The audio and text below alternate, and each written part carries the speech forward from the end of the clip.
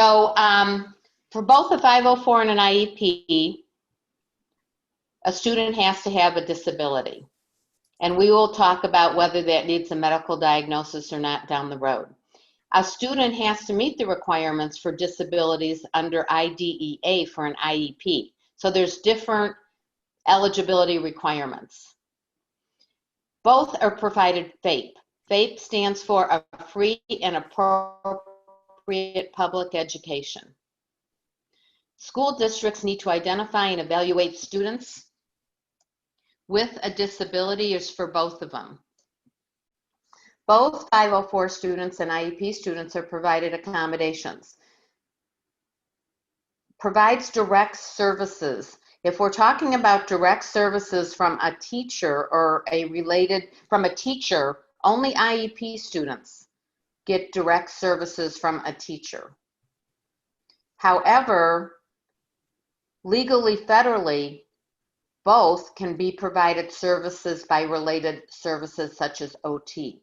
However, we do try to provide only consultation services for a 504 student, and we'll talk about down the road if a student is on a 504 and has a lot of academic needs, we probably should be looking at a full evaluation for a student with an IEP. If you have an IEP student, that parent can file a complaint with the Nevada Department of Education or due process. However, only a discrimination complaint can be filed with the student on a 504, and that would be to the Office of Civil Rights. Now, our schools have had some complaints with the Office of Civil Rights in regards to 504s. I know there's a way I can hide video panel, hide floating meeting controls. We'll see if that doesn't screw me up here. Okay, and a 504 can provide accommodations for after-school events, just like an IEP does. So we have an umbrella of students with disabilities. You can see that any student can have a formal education plan. Any student with a documented need, including students with a disability, can have a 504. Any student with a documented disability on grade level academic achievement standard, and it's not here, but it's also behavior, it's academic or behavioral deficits. And any student with a significant cognitive disability or learning on alternative standards are given an IEP. So there's a lot of federal laws that have to do with students with disabilities, the way they're addressed. The first one was the Rehabilitation Act of 1973. That's when the Section 504 is under, and the Office of Civil Rights enforces Section 504s. In 1975, there was PL 94-142. That was IDEA, Individual Disabilities Education Act. And then in 1990 was the American Disability Act, ADA. Both a 504 student and a student with an IEP are covered under the American Disability Act. A Section 504 in 1973 provides that no otherwise qualified individual with a disability in the United States shall, solely by the reason of her or his disability, be excluded from participation in, denied the benefits of, or be subjected to discrimination under any program or activity receiving federal financial assistance or under any program or activity conducted by the executive agency of the United States Postal Service. So a student with a 504 has to have a physical or mental impairment that substantially limits one or more major life activities. So it's any physical impairment that includes any physiological disorder, condition, cosmetic disfigurement, anatomical loss. And it also includes students with a mental impairment. Impairment must substantially limit one or more major life activities. Must be of an age where services are provided. and not an automatic 504 eligibility if referred to special ed or determined non-eligible for special ed. So a lot of times students go through the process for eligibility for special education and are found by a team not to be eligible. However, the team may recommend that the student receive a 504 and it gets kicked to the 504 team. Also remember that a student cannot have a 504 and a IEP. So sometimes a student has a 504 and then they go through the process of eligibility for an IEP, which is an individualized education program. There's a whole process for that. Our school facilitators, school psychologists, school nurses, speech language therapists, OTs are involved in that process. So sometimes we get a student from from CCSD, other out of school districts that they have a 504 and an IEP. They cannot have both. So if we're finding a student eligible for an IEP and they're found eligible, we then must take the accommodations on the 504 and put it on the student's IEP, even if this is a student who is being found as speech only. And this is where it happens the most with us. We have a student who starts qualifying for a speech only IEP and they have a 504. All of those accommodations now have to be put on the IEP.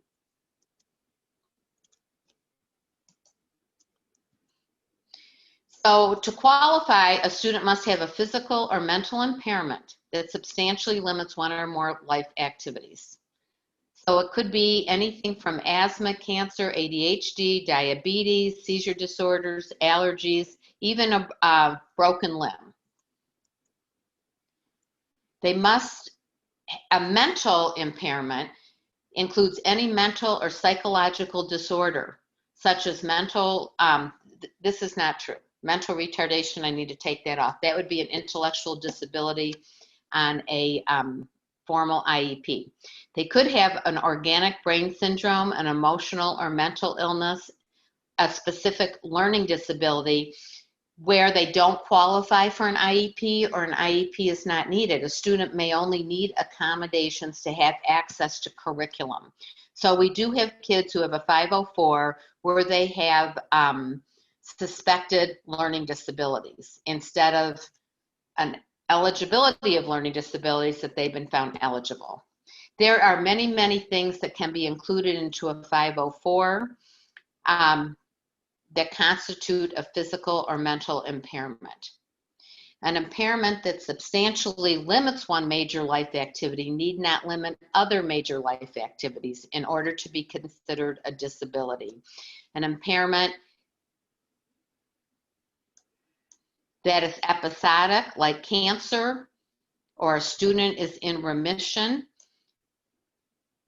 might be considered to have a 504 by a team if it's limiting their ability to participate in school and achieve academically. The terminology substantially limits has not been defined in the law.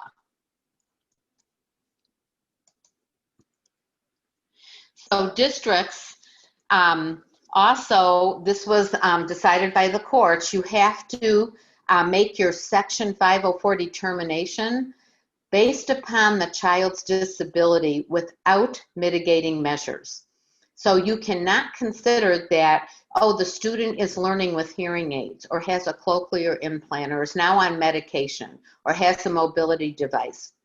All of these things cannot be considered when considering eligibility for a 504. So you have to look at a student as if they weren't on medication or didn't have hearing aids. Would they qualify for accommodations without those mitigating measures? For example, a child with a disability has a tutor who helps him with his homework 2 to 3 hours a day, and to keep his grades up.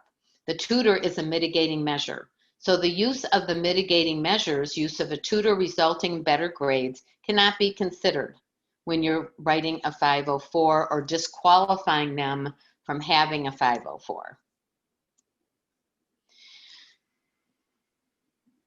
Major life activities where a student is substantially limited is not limited to, but it's one. It could be one or more. Caring for oneself, performing manual tasks, walking, seeing, hearing, speaking, breathing, learning, working, eating, sleeping, standing, lifting, bending, reading, concentrating, thinking, communicating, in operation of a major bodily function, such as a student who has a feeding tube or respiratory problems.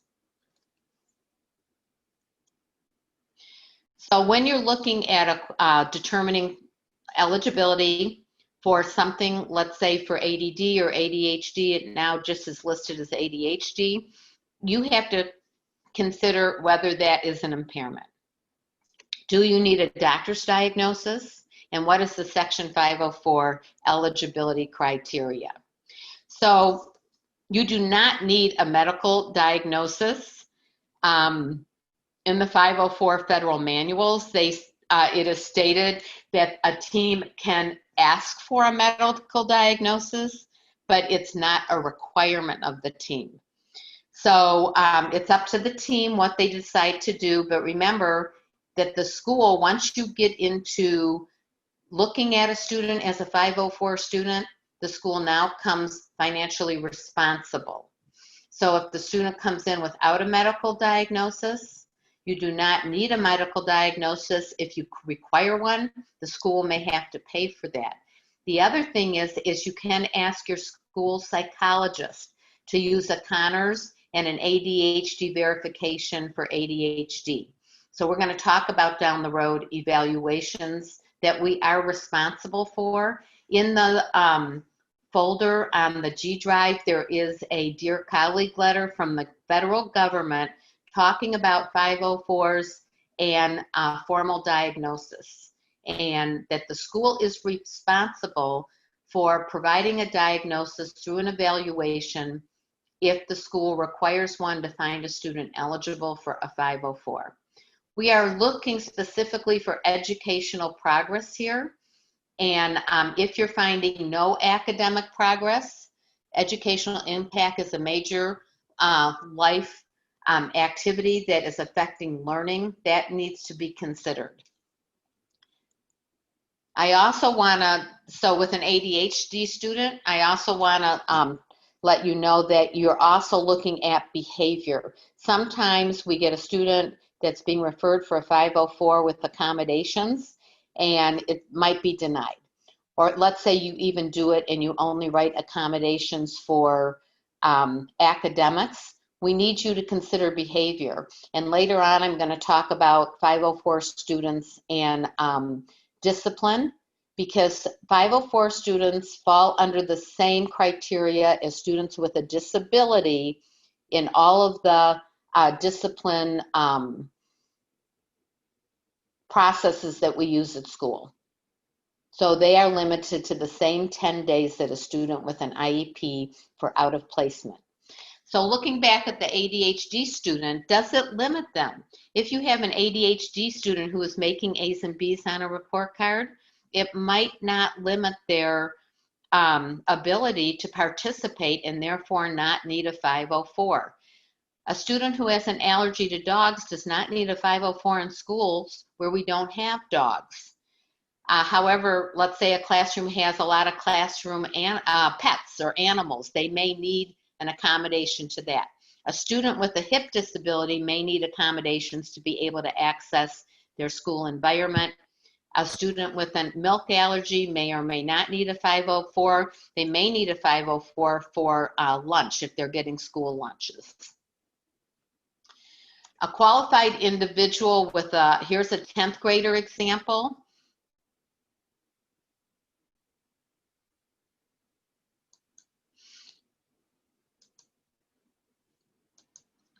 I'm trying to get rid of these floating panels I have here. So here's a section 504 defined qualified individual. He's a 10th grader. He has something like IBS or Crohn's. He has missed 35 days of school. The district found him ineligible for a 504 services because he had passing grades. There were informal accommodations such as absolute bathroom privileges, excusal of tardiness, increased timeline for missed assignments. So the Office of Civil Rights determined that in 2009 that the district had denied the student FAPE because it failed to consider the impact of his impairment on a major life activity other than learning. So you can't just consider learning, you have to look at the whole campus setting and how that his disability would affect him getting around campus, things like using the bathroom, using the lunchroom. The district's eligibility determination conflicted with its decision to offer the student informal accommodations. So while learning of one of the major life activities, it is not only one. There is nothing in a Section 504 that says we should only consider the impact of an impairment on learning. A student could be earning straight A's and still need accommodations. So the accommodation plan development and review is a referral process. It could be the school referring, a teacher referring, it could be a parent referring. You need to respond to that referral. Then you would send home the parent a prior written notice and review with the parent their safeguards and rights. This pretty much parallels the same process for when we find a student eligible for an individualized educational program, an IEP. So here the parent, guardian, licensed employee, anybody can refer. It would go to the principal or the 504 liaison or coordinator. The 504 team members, there has to be at least 3 members, the coordinator, the parent, and a regular ed teacher.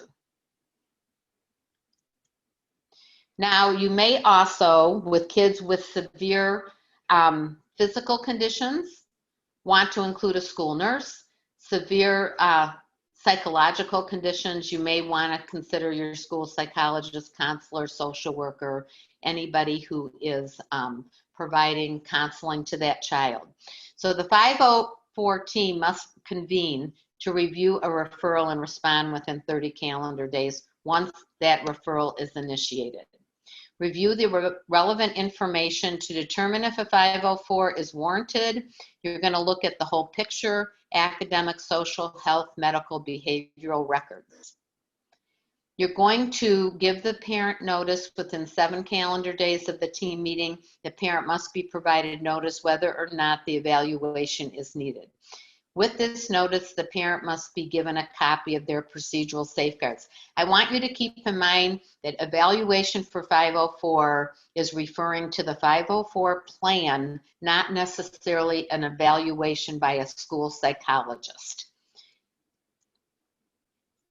So when you're looking at a student, you're deciding whether or not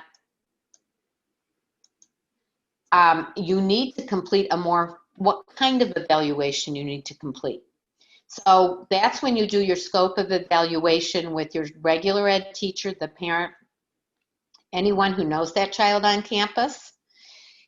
For informal, you do not need any parent consent because you are going to decide whether a student needs a 504 just by reviewing records and site-based test or state tests given to all students by looking at how they're performing.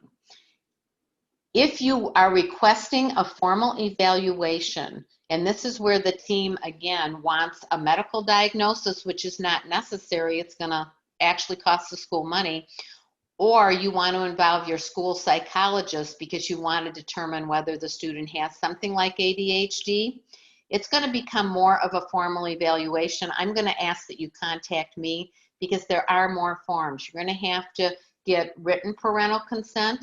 On a consent form, we're going to have to let the school psychologist know, and then we fall into a 45-day school day timeline for an individual assessment.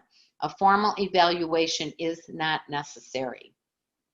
But when a 504 team denies the 504, and then the parent emails me or goes to your administrator, we either have to get that medical diagnosis or do a formal evaluation ourselves. And that's what the Dear Colleague letter says, is that the school is responsible for determining eligibility for a 504 if a formal evaluation is being requested.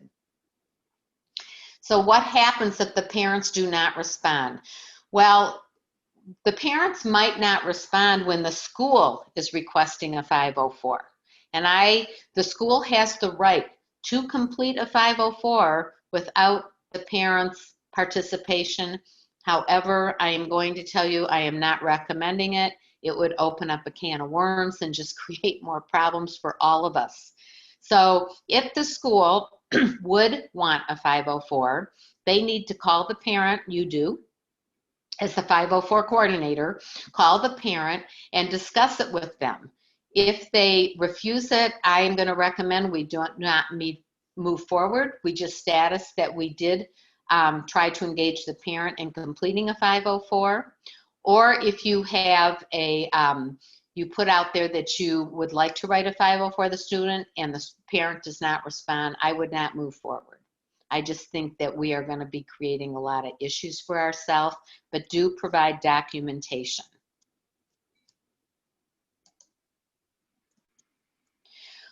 When consent is required for an evaluation, then it's a different process. We need that scope of evaluation by the school psychologist, initiating an evaluation contact with the school psychologist, and the determination of the 504 needs. This would basically be for I would assume that the school doesn't want to provide a 504 for a student who has suspected inattentive problems. The team can observe the student and determine that, or the team can do a more formal evaluation with the school nurse and school psychologist using an ADHD verification form and doing a Connors. So we can provide that on a 504. Every year you have to do an annual review of the 504, and then every 3 years you're supposed to reevaluate the requirements with the team, like a 3-year reeval, but the student still meets requirements to have a 504. We get 504s out of district. We have to make them in-district 504s once you've reviewed them. We're going to go into discipline review and alternate education and what AIA means in a minute. There is a form on 504 IEP standardized testing accommodations. We do not have the 2020-2021 updated form yet, so you will continue using the 2019-2020 testing accommodation forms. If we have time, remind me and I'll pull that up to look at it. I do a PD closer to testing on the testing accommodations, what that means, because there's 3 types of testing accommodations. There's universal, there's designated supports, and then the 504 IEP testing accommodation sheet. That 504 students can have all 3 of those types of accommodations. Maintaining records, and then how we exit students from 504s. So first you're going to give the parent, again, the the prior written notice that there's going to be a meeting. That is a mandated form. Now, I am going to have, when we look at the 504 tab, we don't have any documents up on the Infinite Campus yet.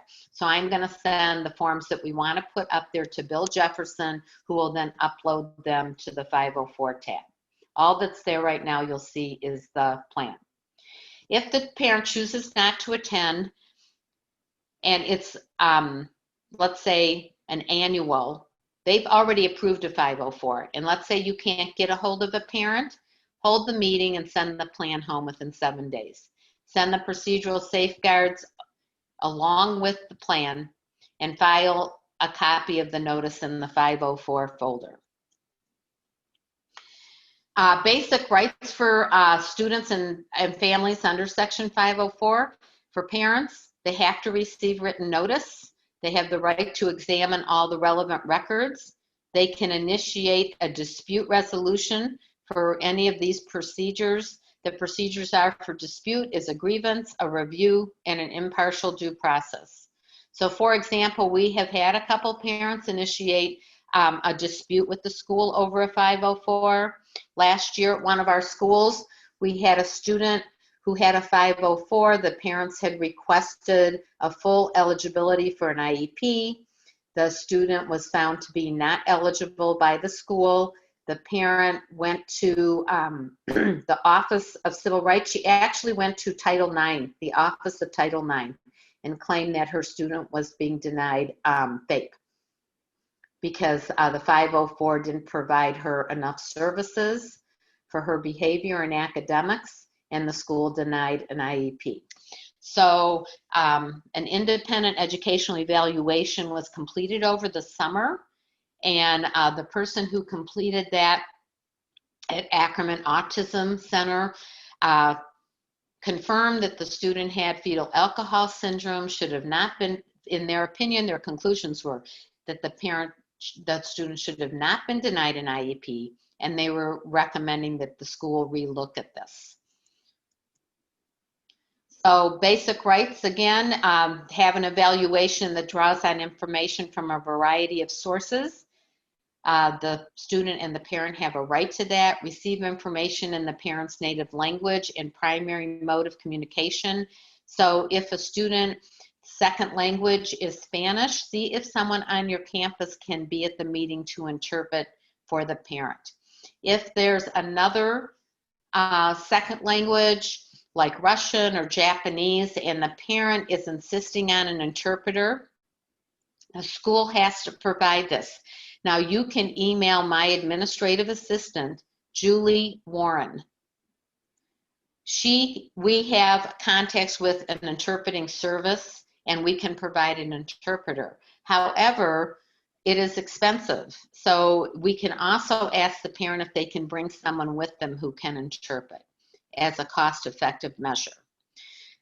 Periodic reevaluations, which is 3 years like an IEP, before any significant change in their program or service or modification is one of their rights. The accommodation plan, which we will go over in Infinite Campus when we're done. Again, here's the sequence. You schedule a meeting, you notify the parent, you review their procedural safeguards, you review the reason for the 504 meeting. At the meeting, the 504 team determines whether or not there's criteria for eligibility. Then you write the 504 plan, sign, copy to the parent. And you keep a hard copy in your 504 documents. So you have an annual review where the team must formally review progress. The parents must be notified and provided their procedural safeguards annually, and they must determine the student's continued need for 504 support, and you must write a new plan every 12 months. I've been in contact with a lot of you, and I've sent several emails out about a contingency 504 plan to be looking at right now, possibly have a facilitator running a grade report for you. And if you have kids who are failing, then you probably need to provide accommodations for distance ed in the 504 plan.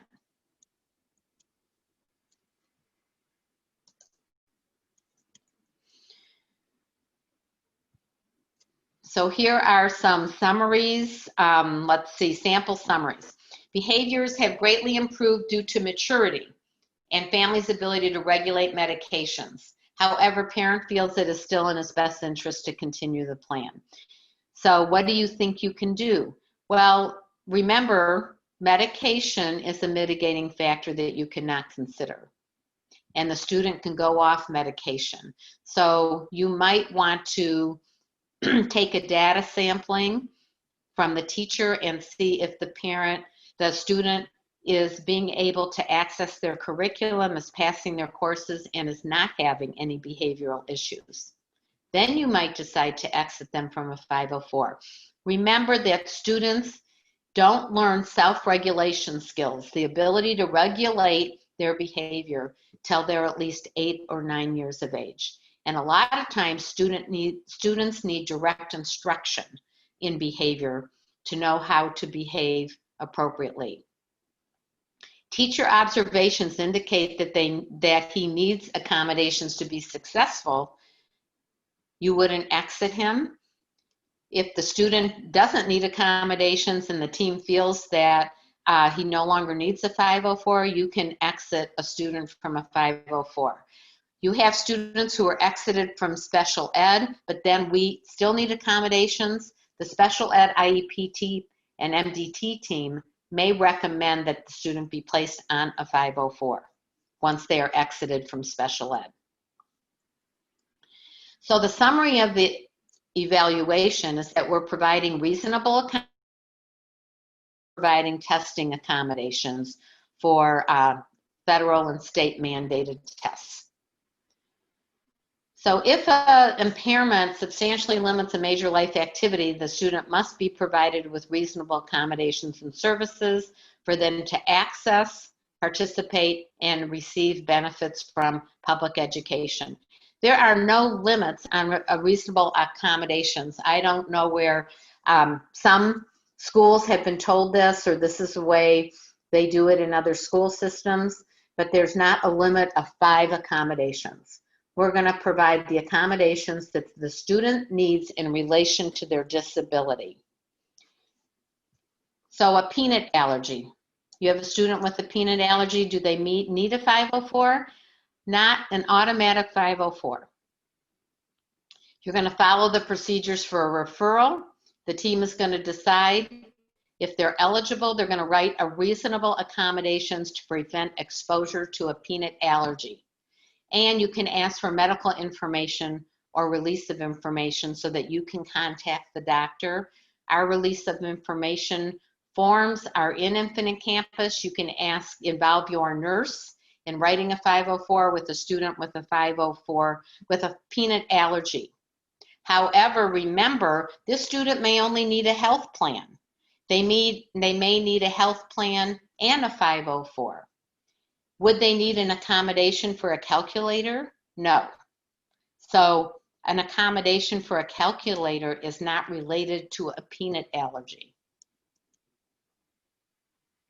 So there's many accommodations listed here. You'll have access to this PowerPoint that would be appropriate accommodations for a peanut allergy that you can look at and provide accommodations. If you have a student with a physical condition that you are not familiar with, I am really good at looking up information. So just always contact me. I know last year I looked up information for teams on a student with selective mutism and accommodations that we could provide in the school. Selective mutism is related to anxiety. That student is eligible for a 504, or they could be eligible for an IEP.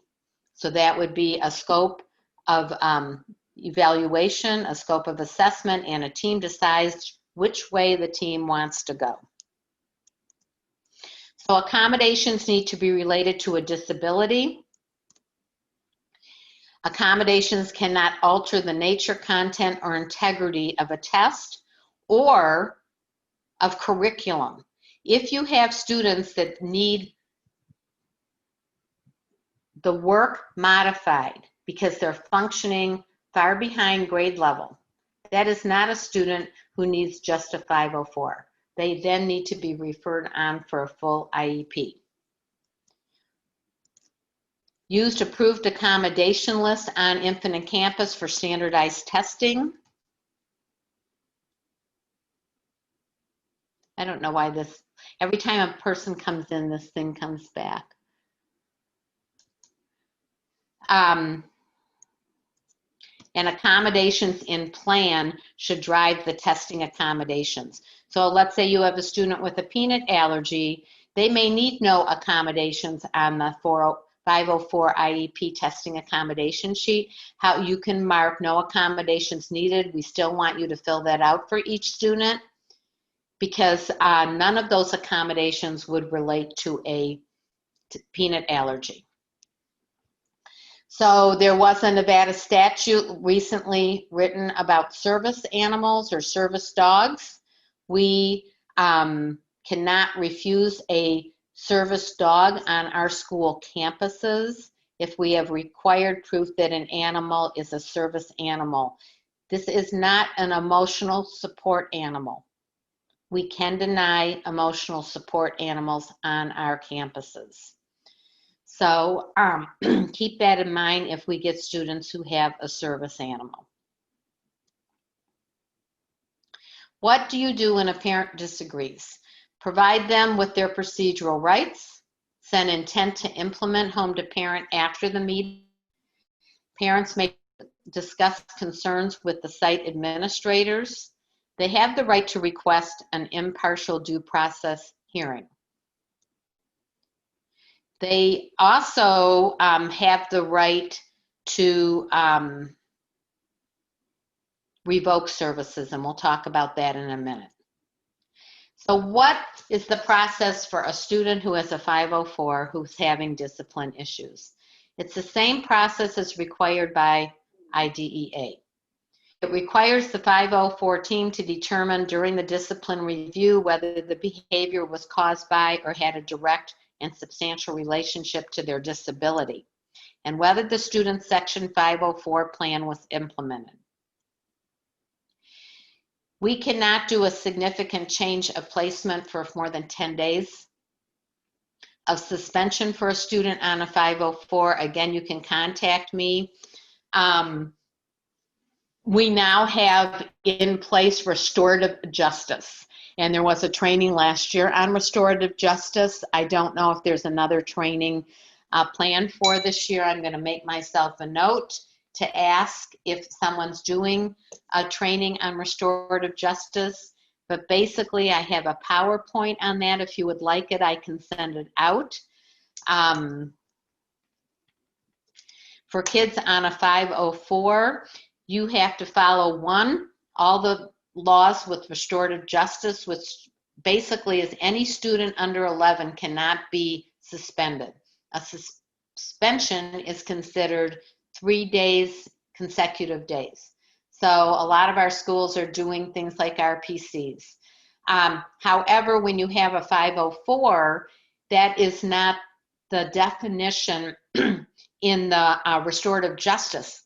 However, for 504, every day out of placement counts towards that 10 days. So you have to hold a meeting to relook at the 504, but no later than 10 days.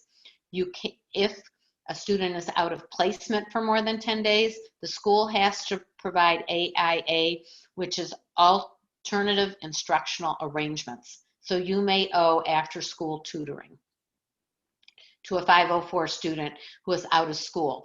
And I'm going to tell you that if you have a student on a 504 with a lot of behavioral issues, ask your whoever's filling out the behavior tab, if that's you, you know. But once you see a kid with a lot of behavioral referrals, we should be looking at a 504 if they don't have one, or an IEP. I've had administrators contact me. They've had students with 34 behavioral or office referrals by the end of September. Well, we need to be doing something at that point, because what we're doing, nothing is not working, and we are responsible for educating kids with behavior problems. So members need to include someone who understands the disability when you're looking at discipline. It could be a school psychologist, a counselor, or a school nurse. So 504 discipline, you have to make a decision under 2 areas. 1, restorative justice, and 2, under 504. If they're getting enough services and considering all relevant information. Whether it's related to their disability, and discipline has to stop after 10 days. We can no longer suspend a student, even though I said suspension is 3 days on restorative justice does not count for a 504 student. Every day that they're removed from school counts, and we have to stop discipline. If it's not related, then discipline can continue. So you need to do a discipline review. You consider whether the behavior is or is not related to the impairment. The administration determines the disciplinary action based on, I have here progressive discipline. I'm going to have to change this to restorative justice. So restorative discipline. So restorative discipline has it laid out that they need to meet with the parent has a right to a meeting, and there has to be a restorative discipline plan written. And we have to follow that. And a discipline review form. Parents do not give consent for 504 services, therefore they cannot revoke services because they don't give consent for services. So a 504 plan is provided, but the parent isn't giving legal consent like they do in an IEP. So we really don't revoke 504 services. The 504 team should meet, and based on the student's academic performance and progress monitoring, they can exit a student from a 504. So let's say you have a student that the school team decides they should not be exited from 504, and the parent doesn't want a 504. What we've decided, even though legally they don't give consent, we can't revoke it. We do have a letter of revocation of Section 504 plan. So the student still is eligible for a 504, but the parent wants to revoke the plan and the accommodations would not be provided. We can do that. These are all in the folder. We have to have prior written notice, a team meeting, procedural safeguards covered, and the revocation letter in the student's file. So if you want to exit a student from a 504, he doesn't need support any longer. There's temporary impairment, like a student who was in a car accident and had multiple broken bones, and then they recovered, they no longer need accommodations. You have a student on a 504 who then moves to an IEP. These are exit procedures for a 504. Parent request is not sufficient. A formal 504 meeting must be held to exit, and that includes the 504 team. If you're exiting a student, you need to document it. You're exiting a student, and you can do it through some reevaluation or a folder review. The review of the student's academic and behavioral progress. Parent receives notification, they receive their rights, and the team makes a decision based on input from the school staff and parent. The school registrar then must unflag the student from Infinite Campus. So you keep Section 504 records. This is the plan here, but I'm going to look at it when we go into Infinite Campus. So in addition to the Infinite Campus, you need to keep a hard copy folder.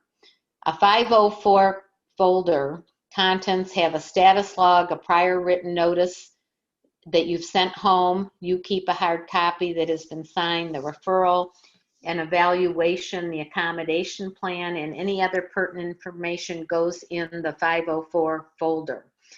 All 504 folders are kept in the student's cumulative folder here. Or it's a site-based decision, or it can be kept in a separate folder just with that you have access to. If you're keeping it in the cum folder, an access list must be posted on who can review the folder. I don't know if all of your staff has access to their cum folders, but if you're keeping it separate, just with 504s, have an access list. The only people that have access, just like an IEP, should be the parent, school staff that works with that student, administrators, school nurse, 504 coordinators. Parents do have the right to request and to inspect it and to request copies. Parent needs to give consent to disseminate information to outside agencies. We have our consent for release of information that a parent needs to sign, and then give permission on that. Who needs the 504? What outside agency? We don't share it with just anybody. Flag the student, Infinite Campus activities. You need to flag the student in Infinite Campus as 504. The 504 flag does not disappear right now. With a student with an IEP, we flag them for having an IEP or being a student with a disability. That flag disappears when we have a locked IEP. So we're going to have to see, once we have a locked 504 now in Infinite Campus, if the flag disappears. I just don't know, okay? So we now have a 5 tab that we're going to review. You're the building coordinator, liaison. You're responsible for maintaining a log of referrals and developing that list. You are a liaison only for students with the 504 plan. You need to check that your kids are flagged on Infinite Campus. We're going to ensure that all procedures are in place for distribution. When it means distribution, all regular ed teachers should have a copy of the student's 504, and this should be done upon enrollment or prior to school starting. Now, if you didn't do it yet, you'll do it now, because now you know you have to do it. If we're going to have to check now with the Infinite Campus 504 plan being written in Infinite Campus. Once you fetch a team, if we can fetch a team, then the teacher has access. Possibly when they go into their caseload, they may see a white rectangle like they do for an IEP student, which gives them access to the 504 plan. We'll have to see this as we go through this year if that's actually true. You're responsible for maintaining records, doing notification requirements, which is your prior written notice for all meetings, communicating and problem solving with the team, and doing staff development with your team on 504s. So you'll have access to this PowerPoint. You can download it and you can create your own PowerPoint for your school staff to train them on what to look for, on who to refer for students who need a 504 plan. So please remember that a 504 is not special education. Plan is implemented by regular education teacher. Plans must be distributed and reviewed with all teachers of the student. We do have a form in the G Drive folder. Teacher signs recipient of 504. This is because in the past there have been incidences where a parent filed a complaint and the teacher said, I never got the 504. We recommend that we use this form and the teacher has to sign off that they received that form. In middle school and high school, all the teachers who would be providing any of the accommodations would have to be given a copy of the 504 and sign off that they've received it. And as the 504 coordinator, you are responsible. We have recommended to our teacher of record for special ed, it's not just handing them the 504, it's reviewing the accommodations with them and making sure that they understand what the accommodation means. So the accommodation plan must be implemented as written by school personnel. What makes this difficult is in special ed, we have a teacher of record who does make sure that the regular ed teacher is providing accommodations. So who is doing this with just 504s? I don't know. Your team must meet and review plan annually. So I would email maybe every quarter your teachers who have a student with a 504 plan and touch base and check in and make sure that the student is doing okay, and do a check-in regularly with the teachers. You could form a contact group on your email system and email all of those teachers BCC and just do a check-in and make sure that the student is doing okay and they're receiving their accommodations. You're really that responsible person for making sure that accommodations are being implemented. access list must be posted if the 504s are kept separately from the CUME folders. So let me see if I can get back to stop my screen sharing.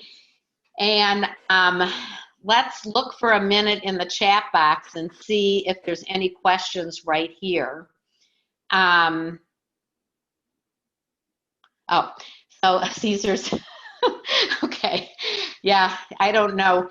Realize that right now, most of our kids are distance ed, okay? Our school boards are starting to meet, and students at some campuses are starting to come back. I know that Pinecrest last week met, and Inspirata's doing a pilot program. They're going to bring back all their kindergarten and first grade students. All of our campuses can bring back special ed students to receive students on services. And I guess Somerset last night decided that 25% of their students are going to come back on campus. I'm not starting October 12th. One person told me that was up to each building, what students they bring back. So I don't really know. We'll find out more information as we get more information from Somerset, who they're bringing back and what students they're bringing back.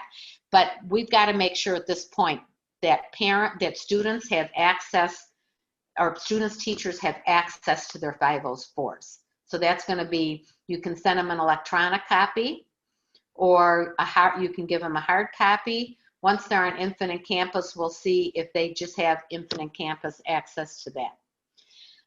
Robin is asking what happens if a parent does not respond to a renewal. I have one now that I have called and left 7 messages and emailed to renew, but has not made any contact. So in the PowerPoint, it did say that after you've contacted the parent, sent home a prior written notice with their procedural safeguards, you haven't heard from them, you can complete it after 7 days. Make sure that you document all of this, okay?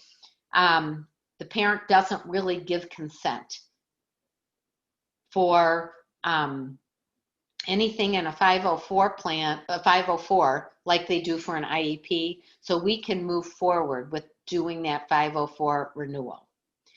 Is there an exit form? Let me see, I'm going to go back up here. And if I don't answer your questions, because I'm not typing them out while I'm talking, email me. Okay, email me if you want that restorative justice PowerPoint, or if you have other questions. There is not an exit form. You would just status that you have exited. I don't think there's an exit form, I'll look, but I would status that you met as a 504 team, and on the 504 plan, put no longer needed. Student is exited from a 504 to update that. Lauren, if you need me to go over the process for exiting a student, I'm going to ask that you email me and we'll set up a phone conference, okay? That a bill passed and that schools and hospitals can be sued. If a student or patient gets COVID, they can hold the school or hospital liable. Jeannie, I'm not sure about that. I know we had a bill, AB 3. It was going through the legislation. I thought it said that they could not be sued. You're saying they can be sued. I'll have to look into that. However, that doesn't make us less responsible. I know that's a concern, and school boards are deciding kids are coming back, even though I don't know that that's the best decision.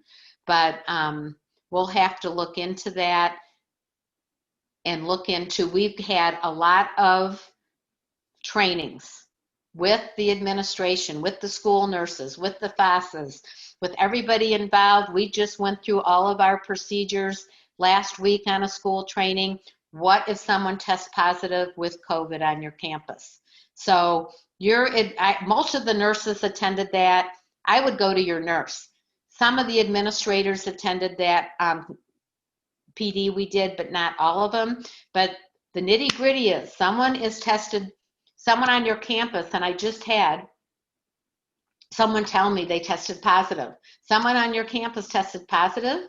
They are to go immediately home, contact their administrator, Their administrator is supposed to let their nurse know, or Donna Matson, the lead school nurse, know, and contact the health district to find out what the quarantine procedures are. Okay? I had an OT email me today. Her husband tested positive. She was on a campus on Wednesday.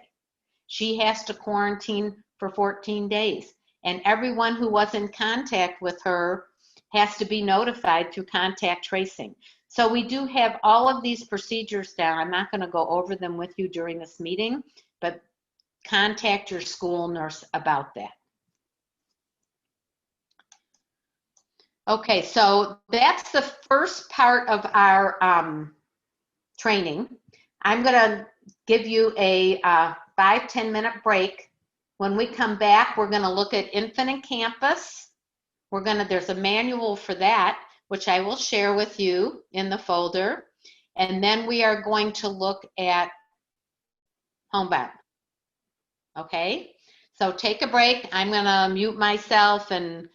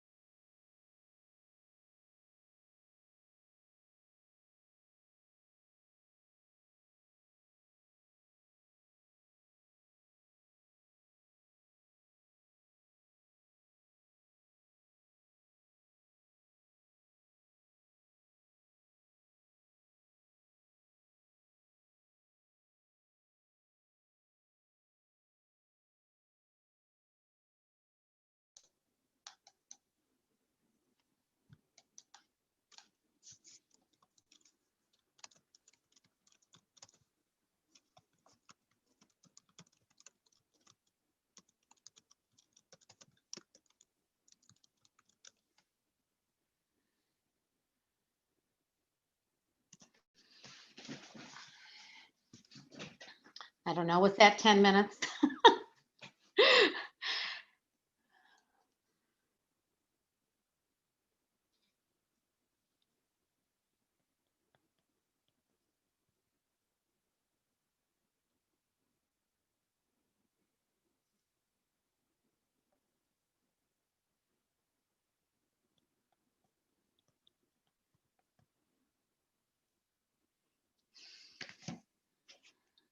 Okay, we're gonna start. If you are at your computer, I'm gonna share my screen, and I am gonna go into Infinite Campus. I asked Bill Jefferson to give Infinite Campus access, a tab to all the school nurses, to the 504 people and administrators. If you don't have the 504 tab access, then you need to let Bill know through an IntelliTech ticket. Like some people were reassigned 504 coordinator position. Kristen in Arizona, I don't know if you have a 504 tab. I didn't really look. You don't? Okay, it may be something, the 504 in Arizona, Infinite Campus program is purchased by the state of Arizona. They may not have purchased it, but we could check through updates. So let me see, I'm gonna share my screen.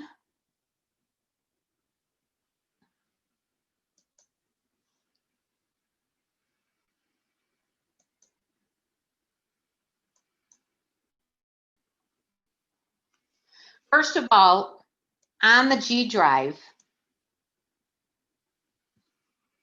if you haven't activated your G Drive, email me and I will send you directions on how to activate the G Drive. The G Drive activation doesn't give you access to everything on my G Drive. It's only if I share it to you. So I am going to share within the next week to everybody attending the 504 and the Homebound folders. So you might not have access to it right away, but I will share it with you within the week. I have to play catch up now because I've been in trainings all week. The other thing is that I don't know if it shows up in a folder. It might be under shared with me, just the documents. You can put it in your own folder. You will get view only access, and then you can download it to your desktop. In the folder, there is a letter requesting the revocation of the plan. I've included here a checklist that I made for last year for 504. You might want to print this out. Some of our teachers, I have procedures like this for like an annual IEP. They print it out, they put it in the folder, and then they check off and make sure that all of the tasks are completed. There is the guidebook. There is a 504 manual. That's available in here. I put that together last year. It's everything we talked about and more. So I would review that guidebook because some of your questions may be answered in the manual. Print it out, keep it since you're the 504 coordinator so that you can review information as needed. There is a copy of your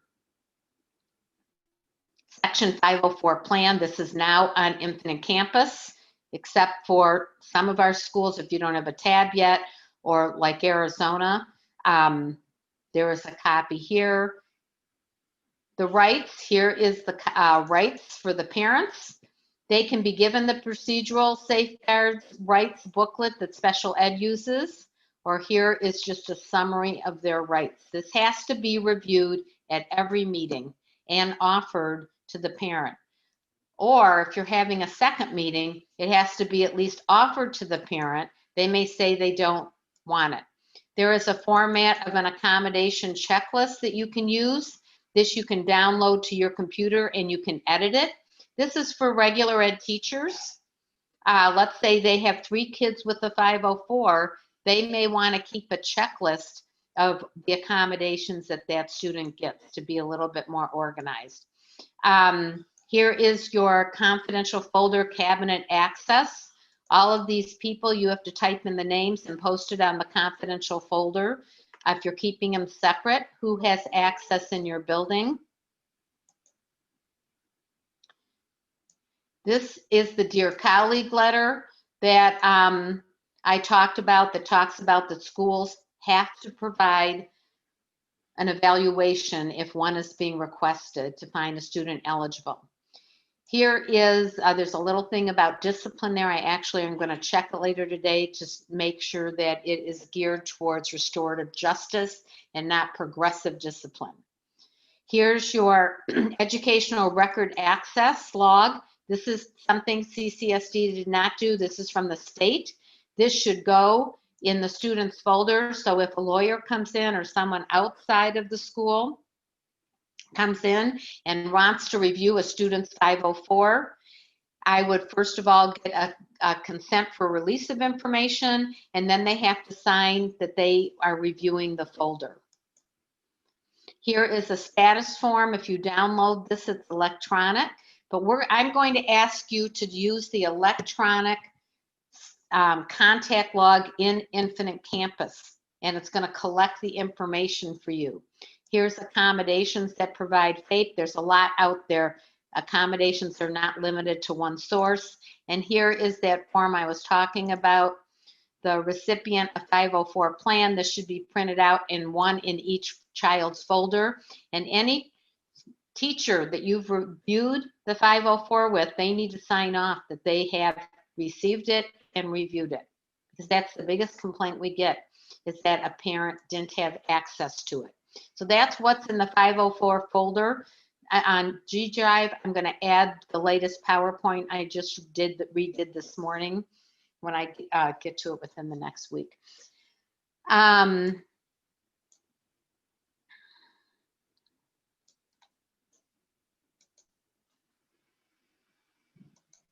probably just, let's see.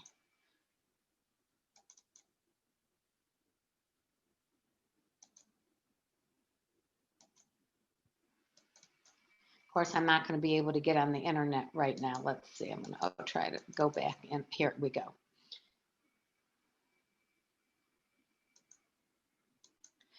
So I'm going to go into, let's see, I'm going to go into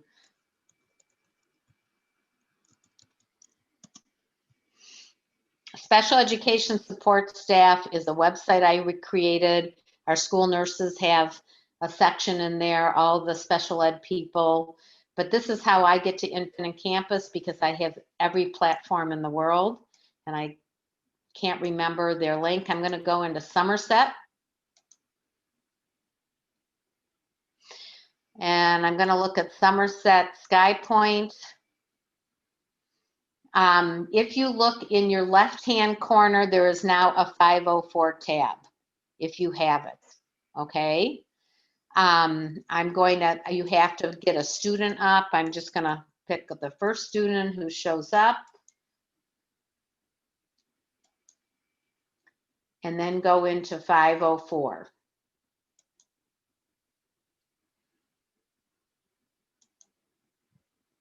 So here's a student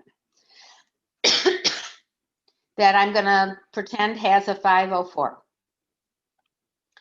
If you want the teacher, I'm assuming this is going to work like special ed. If you want the teacher to have access to their 504 when they go into their caseload, you have to fetch the classroom teachers. So down at the bottom is fetch classroom teachers. If I click on this, his teachers should show up. So I can fetch their teachers, and then if you create a 504 document in Infinite Campus, they should be able to, when they create their caseload, they should be able to see it. Right rectangle, and then have electronic access to Infinite Campus. But right now, none of your students have an Infinite Campus 504 because you haven't created it. And I don't think we can electronically transfer it yet. So going back to the beginning, there's also a way for you to create a caseload. And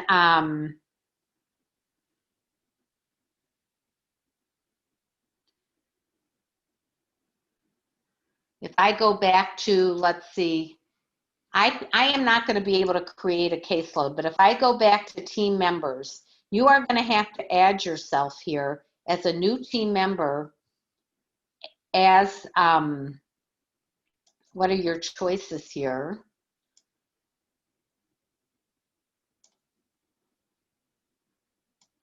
I think you would want to use find and link new member, because then you can pick your census, which is looking at the teachers, your role. If you pick yourself as a team manager, then you will build your caseload of all your 504 students in Infinite Campus. But you have to add yourself to every student as a team manager for your caseload to show up. I'm going to make myself a note to provide directions with snapshots, how to be a case manager. And I'll get that out later when I develop it, and how to fetch teachers. So those are those two things that you need to do. If you go to documents, you will see that there's nothing here. The student's not a 504. If you have a hard copy of a 504, even if you've already held the annual this year, I want you to go to upload document, and you can put 2020, 2021, 504 plan. You can then find it on your desktop,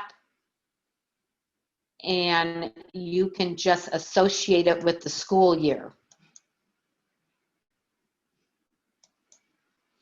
And you will then be able to take it off your desktop and put it into this Infinite Campus 504 tab by doing that. The teacher, I don't know if the teacher can see an uploaded document. That's what I don't know yet until we get going and we see what people have here. Now, you are creating a new 504 for a student. You click on, I'm going to go back, new document. You create a new plan, and you're going to create a 504 plan. Create the document, and then you have to put in the start date. Remember that the two things in red, start date and end date, have to be provided to go to any other section of this 504 document. So I am just going to put this date. This would be the date that you're creating the 504 plan on. So let's say you create a new 504 plan ahead of time, and then you hold a meeting the next week. You can do that. Just remember to change the start date, because it might look like that the services started before you actually had the 504 plan signed or agreed upon by the team, and then that could create problems if the parent is an unhappy camper that those services weren't provided according to this date. So make sure you change those dates when you actually hold the plan meeting. You have to put dates in to go anywhere else in this. So here, let's say you're holding the meeting the next week on the 23rd. Go ahead and put that date if you've already have that confirmed meeting in. The end date is automatically populated, ending the date prior to a full year. The plan name is, no, they do have an exit 504 here. So this is an initial 504, an annual 504, a discipline review. You can do right in here, an exit 504 or a revision 504. They're all done in the same document, but you're just labeling that it's different. So here's going to be an annual 504. And summary of evaluation, you're going to type in, just like you would on a hard copy. You could say,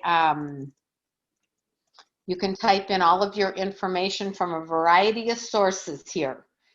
This should not be limited to characters. If it is, please email me and I'll have to talk to Bill about making sure it's not limited. The basis for the determination, what is the reasoning? It could be suspected learning disability. It hasn't been identified through an eligibility process. So it could be a suspected disability. It could be inattentiveness, ADHD, any disability that has a diagnosis you can put there. Take the major life activity that it's affecting. We're going to say learning.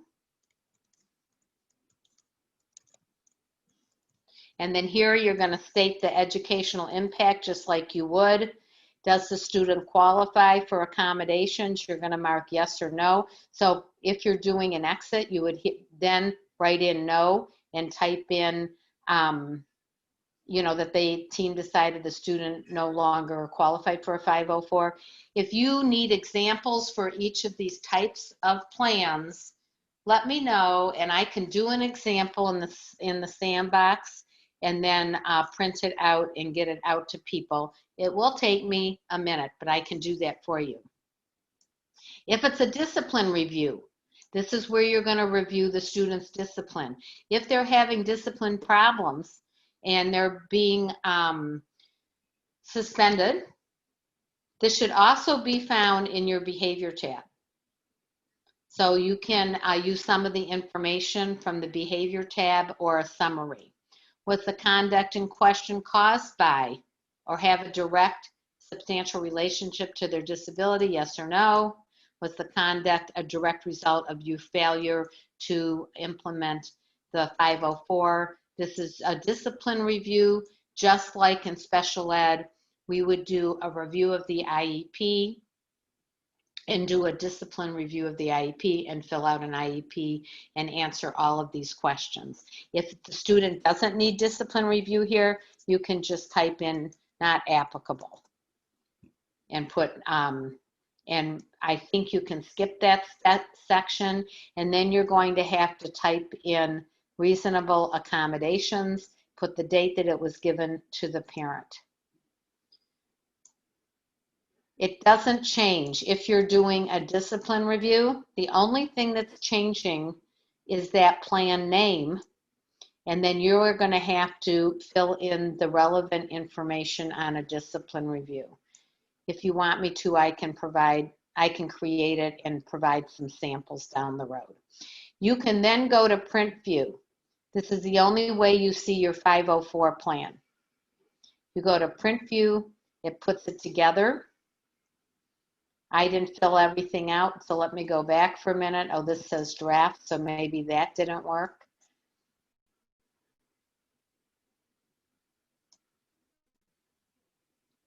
Let me see. What did I not do?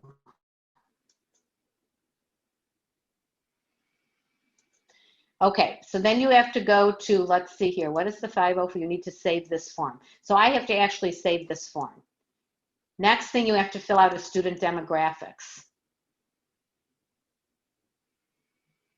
Here you have to always refresh because let's say the student moved.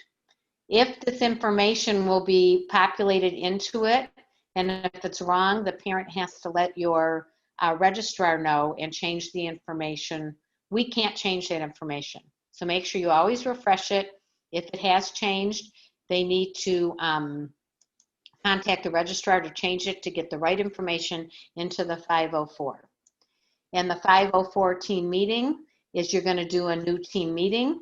So every time you have a new team meeting, you're going to then put the meeting dates and the meeting time. You have to do that date to get it saved. So we're going to put today's date or the date that we picked. And here is the minutes from the planned meeting. If you're typing in meetings, you're going to mark everybody who attended. And then once you fill that all in, it's completed. Let's see if we do now get it on a print view, if it's showing up. Obviously nothing that, only what's going to show up is what I put on there. So it did pull in the student information and whatever was typed in.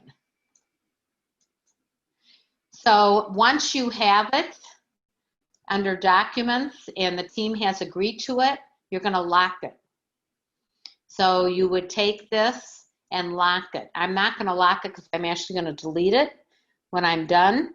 Remember, I don't know that if you have a delete button, and we all make mistakes. So if you don't have a delete button, which you probably don't,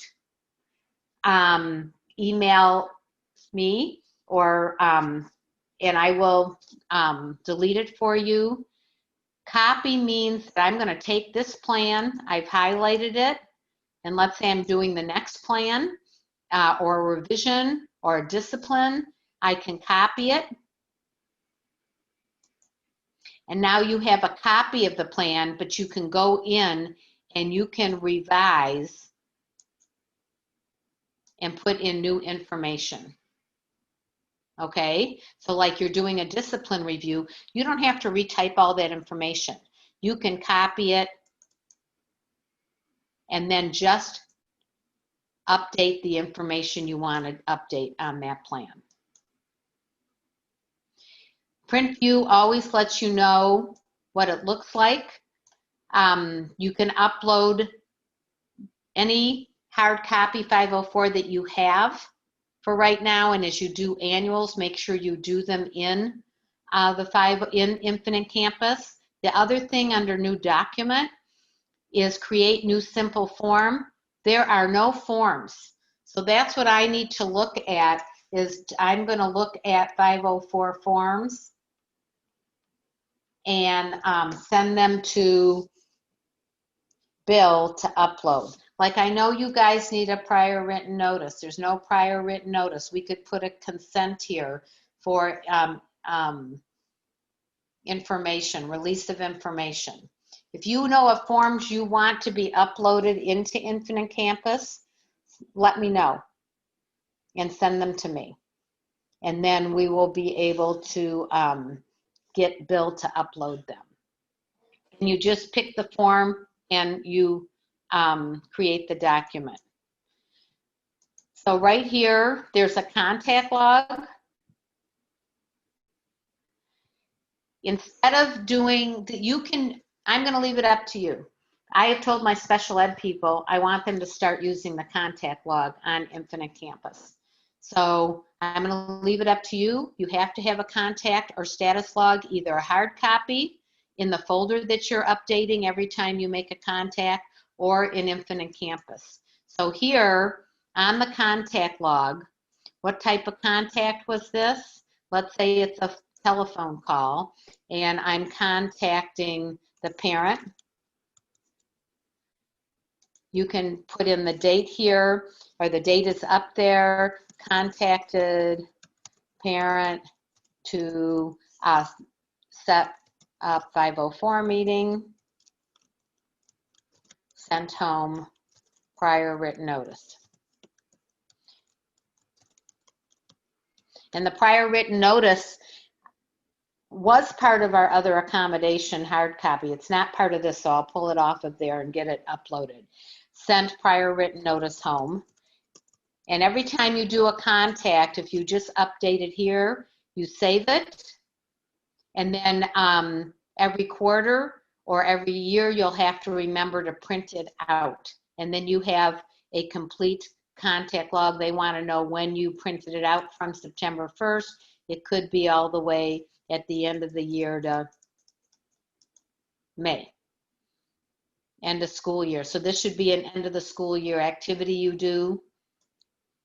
And then you're going to print it out and put it in the student's hard folder.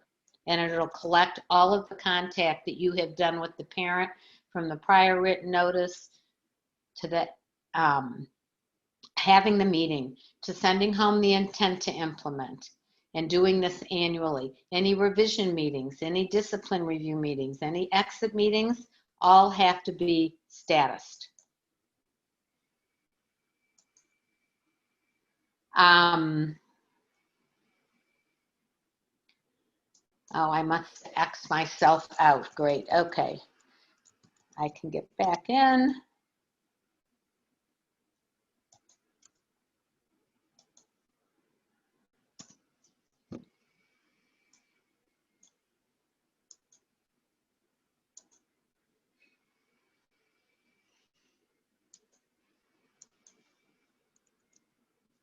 So that is the 504 tab.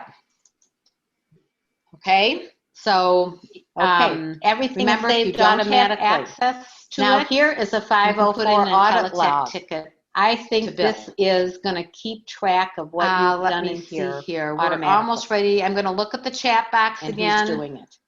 And we can look at the manual. I will put the manual in that folder that I received on 504s. I'm going to go over exiting again. I'll have to review it this year and make sure some of that may have been answered. You know, I understand the information, and you can review it and make sure that you understand. So again, that exit is going to be an exit on the plan, and they give you a label for that.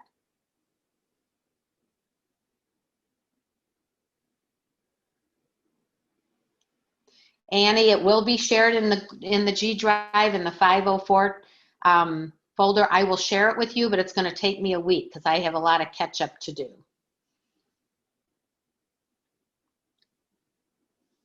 If you don't have a 504 tab, you're going to have to put in a ticket with IntelliTech. Once we upload a 504 document, let's see. If we make a mistake and need to edit the form, you can do that before it's locked. Once it's locked, you may not be able to unlock it. I can unlock it for you, so email me, okay? I don't know what you have access to. You may have access to all of those links. I just don't know because this is new to us, and I don't know if access was limited by bill. Okay. I have uploaded one. If you upload a document, you cannot make changes. You're going to have to create a new 504 to make any changes to that uploaded document. Uploaded documents are just PDFs. I don't even know if your teacher, and we're going to have to look and see, and I'm going to work with somebody, maybe Veronica, once she fetches the team and she puts herself in and she becomes the caseload manager for all the 504 students, I would then go to one of those teachers and ask her to pull up her Infinite Campus and see if a white rectangular shows up on a 504 student, giving them access to the 504. They can click on it. This only happens, I know, when we have a locked 504 that we've created. I don't know if it happens with an uploaded document. So it's going to be really building this all year now that we have access to this, that you can now build this for your 504 students. I don't have any expectation that this is done in a week or 2 weeks. So it has to be completed by the end of the year. What has to be done is that your teachers have to have a copy of the 504. You have to review it with them.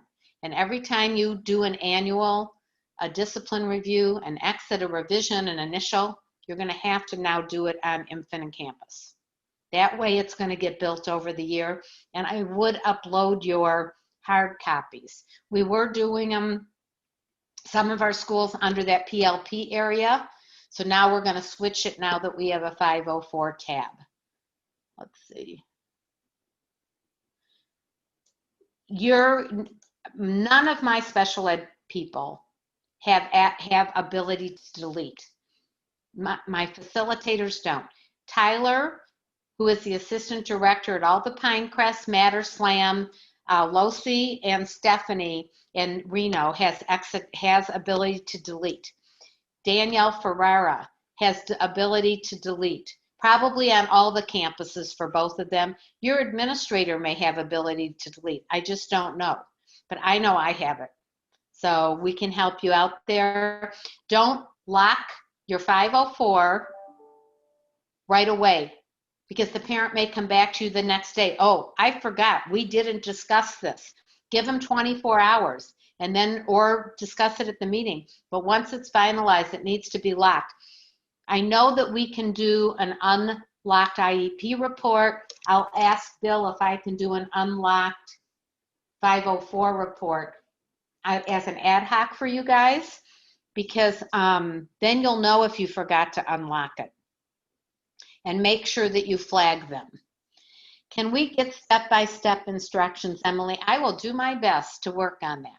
But it will take me, I have to finish all my trainings, and then in October and November, I will definitely put together step-by-step instructions for 504. Lauren says the intent to implement form. That is your prior written notice. There's probably a box on it. I'm going to check it out on the hard copy that we're going to separate out, send it to Bill to upload. We point a draft and give that to the parents to approve. You print a draft. You can do that, Robin. Send home a draft, and if they approve it, finalize it. A lot of this can be obviously done through Zoom meetings right now and phone conferences. You at your end should have make sure that if you're doing Zoom 504 meeting, you have a regular teacher, you and the parent. You can't just do it with the parent. What does locking the form do? It prevents you from getting into it. And as I said, it's going to also, once we lock documents on Infinite Campus, it allows us to create reports to pull information from if we need to for the state. And that is how it's made accessible to the teachers. Now, Veronica, I'd like to work with you later on some of this so I can look at your school, but I want to know if we lock it, does the teacher, regular teacher, then have access? They can click on that white square and it automatically takes them to the 504. It does with the IEP. And what that is going to do is you're not going to have to print out or give anybody a hard copy, except if they don't have access on Infinite Campus. My administrators is asking me to get signatures. Signatures are always a good idea. It's not a requirement on a 504. If you want a signature, I think we have a signature page. I will look at that and get it out to you, and we'll upload it. And you have to use some format for special ed. We're using electronic signatures right now. We're using Adobe Pro or DocuSign. Somebody in your school has that. Unfortunately, it costs about $500 a person, so it's not cost effective for everybody to have it. So it might be an administrator that you send the 504 document to, and they send it to the parent, or a parent can come on campus. You can leave it for them on a clipboard and come to the office to have it signed. Or you can leave it for them to come and sign. You could email it to them. They might have the ability to electronically sign at home and send it back to you. So let me look into that. I'm going to copy all your questions and I'll make sure I review it. Is there a report available to see all students that are flagged in Infinite Campus? A 504 flag? I will ask Bill. If not, we can create an ad hoc. There is a child count report. There is not like a 504 report that I've seen, but he can create an ad hoc report that would pull all 504 flags or all 504 kids that have been created with a locked 504 in Infinite Campus. As I said, some of this is just going to take time, because this is going to take time for you to go through and redo all, re-put all of your paperwork in a different place. So my email, I'm going to write it on the bottom. Yes, if you have a second page for an additional 504 documents, you can have it on your desktop and you can upload it, and then you would staple it to the 504. Okay? When you're associating it to the year folder. When you have a 504 and then you have an additional page of accommodations, then you're going to save it and then you're going to staple it to the 504. And I'll try to go through this and start creating step-by-step directions for everybody. And we'll look and see if some of it is in the manual. It's the same thing if you get a medical diagnosis and you have that on your desktop, scanned to your desktop, or a doctor's report, you can upload that document and associate it with the 504. So what you want to move towards in some ways is creating an electronic 504 folder. But you still may have to have that hard copy folder. But what happens a lot is that the 504 person changes year to year, and someone new comes in and they can't find any of the 504s. That is what's really great about now having it on Infinite Campus, is that those kids' folders won't get lost. I know I had an administrator come in and review 504s this year for a 504 person that left in May, and she did not realize that none of them had been updated. So your principals have access to the 504 tab. If a parent goes to them or there's concerns that someone's not doing their job, they can now look at Infinite Campus and see what's being done. My email is, I'm going to type it.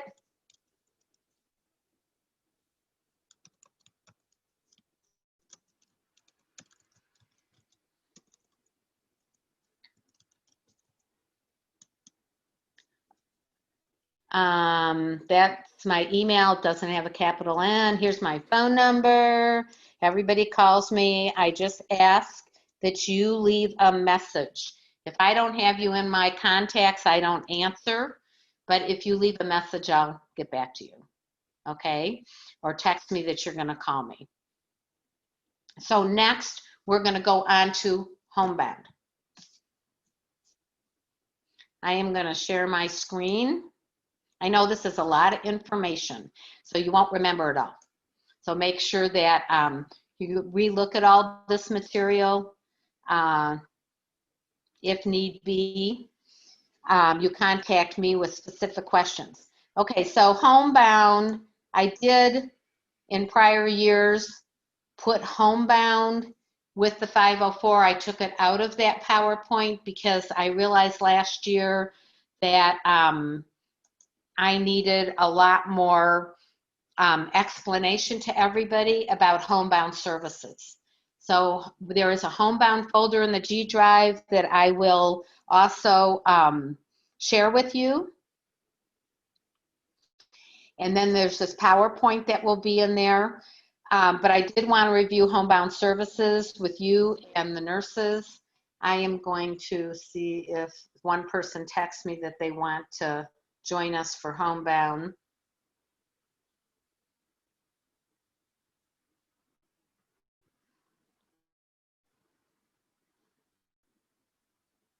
She wants a link. Well, that's a problem.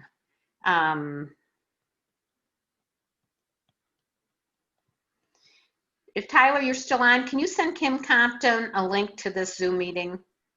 She wants to join us for the Homebound. Okay. Okay, great, thanks. So,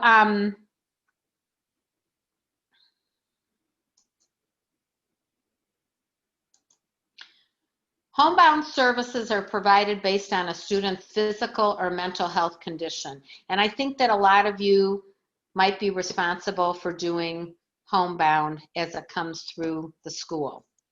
And there are some things with distance ed that make this specific. So this year, this is a new PowerPoint. I don't know if it's as complete as I want it to be.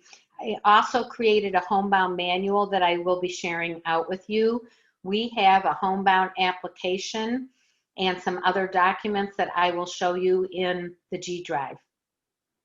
So Homebound is designed to provide a continuity of educational services between the classroom and home settings for students whose medical needs, both physical and psychiatric, preclude school attendance.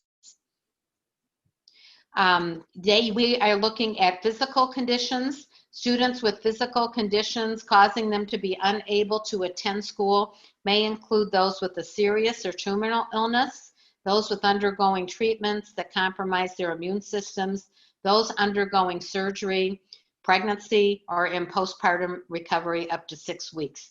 The student must be free of infectious or communicable disease to have homebound services in their home. A mental health condition for homebound, we need, and Any type of a medical diagnosis with a psychiatric disorder. Most commonly, this is something like anxiety disorder. And they must be receiving a treatment from a mental health professional, must be treating this student, either a psychiatrist or a clinical psychologist who provides the medical documentation. It should be noted that in some instances when a student is experiencing psychiatric difficulties, homebound instruction may exacerbate their problems and would therefore not be approved. Other school-based alternatives may be appropriate. So for either one of them, you may also have a student with undergoing surgery and cancer treatment who doesn't have the ability to attend homebound. But we would keep track of it, and when they're well enough to have homebound, we would then start providing it. There are Nevada revised statutes and Nevada administrative codes covering homebound that I have included here. They're also in the manual. And what the Nevada revised statute says, that a child must be excused from attendance, required by the provisions of 392.040. When satisfactory written evidence is presented to the school in which the school resides that the child's physical or mental condition is such as to prevent or render inadvisable the child's attendance at school. A certificate in writing from a qualified physician is part of this. We have included a section for the physician in the application. Keep in mind that it's not a chiropractor. It is a physician who is in the area that the student is being found eligible for homebound.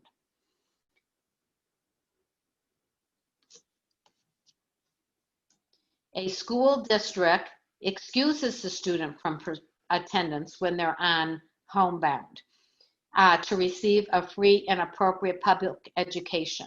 So you can see here, there is no at the 15-day of consecutive absence, and we're going to talk about that in a minute. Some school districts have that policy. We do not, because we are also going to look at how chronic absenteeism might affect a student and affect the school's chronic absenteeism report and attendance policies. So there is a Nevada administrative code that also covers homebound, and this is for students with a disability. When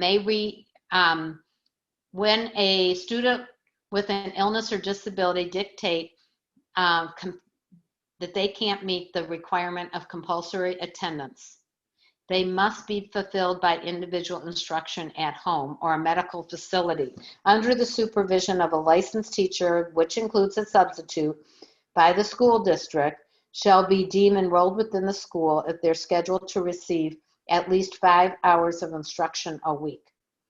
So our homebound says that students, the next thing continues to say, each hour of teaching is devoted to the individual instruction of the pupil is equivalent to a full day of attendance.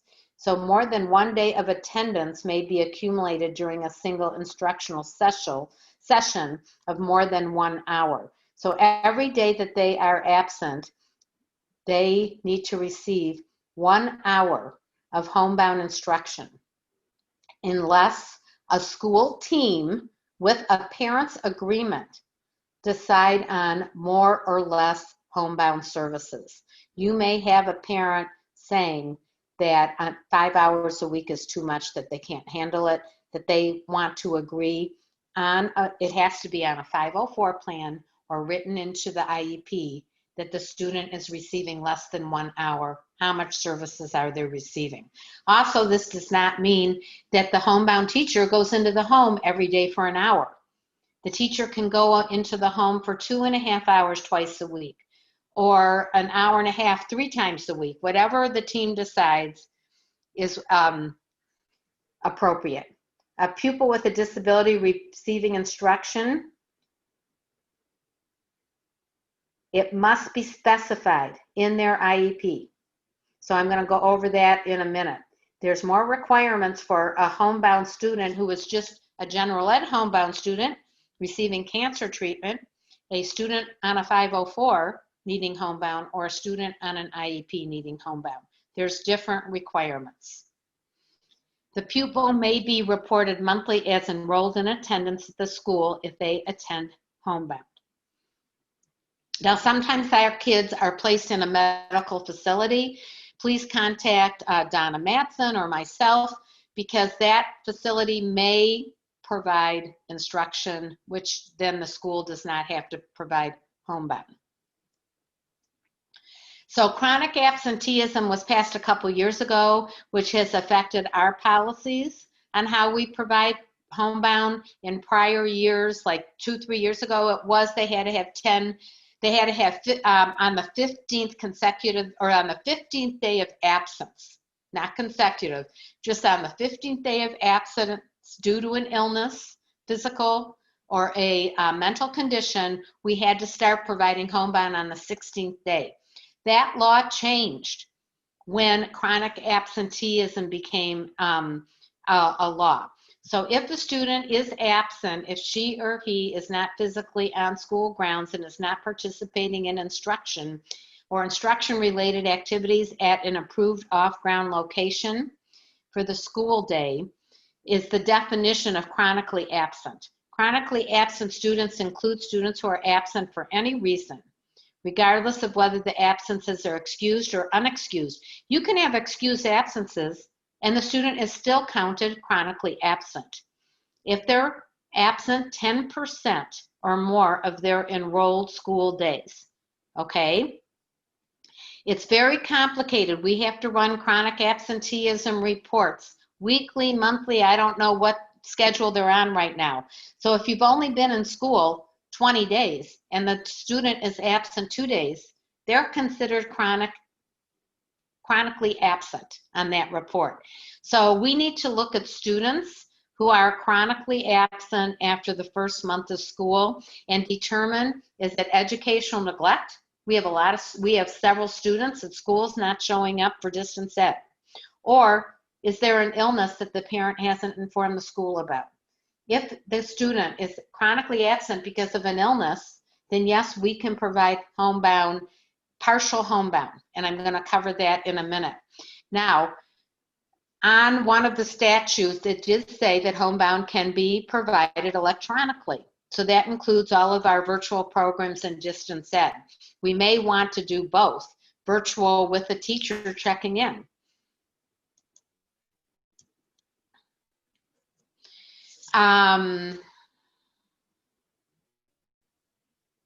It's part of their documented educational program, if they, how they define it. So it includes any instruction-related activities that are approved by the school and activities that are part of their documented program.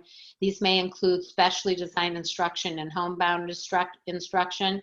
If a student exhibits chronic absenteeism, the school must investigate why the student is chronically absent.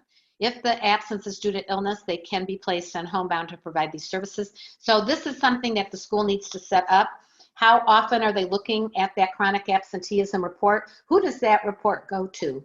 And what is being done about it? I don't know whose responsibility this is on your team, but when I get someone emailing me that the kid was absent 45 days and there's been nothing done, that's kind of concerning. We have to figure out educational neglect or provide homebound because they have a chronic illness. So the eligibility for homebound services is they must be enrolled in the charter school in order to be considered for homebound instructional services. Eligibility for homebound instruction is determined on the basis of medical evidence submitted by a licensed physician or licensed clinical psychologist or psychiatrist. Medical documentation section must be filled out and signed by appropriate licensed specialist. If you are concerned that the parent is signing the physician's portion, you can ask that the physician fax it from his office. We have had a lot of incidences where we felt that it wasn't really the physician filling out that form. So the nurse could send it home, get a release of confidential information to the doctor, send it to the doctor, and ask that it be faxed. Along with that diagnosis is an explanation on how symptoms affect school attendance is required. And the licensed physician or clinical psychologist, it has to include beginning and ending dates, but note that most of our homebound plans are on an 8-week period, and then we have to renew it. We will not accept from a doctor's office a note that it is from September 1st to May 24th, unless it is a diagnosed illness that we know is chronic. Then we can consider not doing it every 8 weeks. But we are, majority of our kids, we would like it done every 8 weeks because we do want it recertified and a doctor, that child is in a doctor's care and is the doctor is notified that the kid is not in school, that they are being provided homebound services, which should be considered temporary. A diagnosis with an explanation on how symptoms affect school attendance is required, and the licensed physician, they have to include these beginning and ending dates. Again, we want it renewed every 8 weeks. There's 3 levels of homebound instruction. Full instruction is for any student who misses those 15 days or more of classroom instruction because of a medical condition, either physical or psychiatric, may be considered for full homebound instruction. Partial is a student who has a medical condition that significantly affects his or her stamina or ability to function in a full day academic program. They could be considered for partial homebound instruction due to chronic absenteeism, or they just can attend a partial day while continuing to attend school for a few or more classes. On this last one, I'm going to remove that consecutive days because we've changed that. Partial, remember, kids who are chronically absent or can only attend partial day could also have partial homebound. Intermittent instruction, homebound instruction, is for a student who undergoes medical treatment protocols that affect the student's ability to consistently function in a school setting. Can be considered intermittent, such as treatment of cancer. So this one we're asking that parents don't have to renew it every 8 weeks. A student is under cancer treatment. We know that every 3 weeks they're going through treatment that makes them unable to attend school for a week. This is all written into a homebound plan.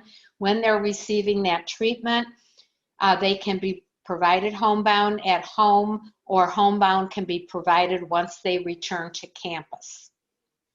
And that is what intermittent homebound is. So the homebound application process, I'll show you in a minute all the forms. They must fill out the homebound application and meet with the homebound team. Section 2 is filled out by the licensed physician or a clinical psychologist. As I said, that could be faxed to you, just that section. And applications for full and partial homebound services are required to have beginning and ending dates and renewed every 8 weeks. Intermittent homebound can be filled out for longer periods of time as determined by the team.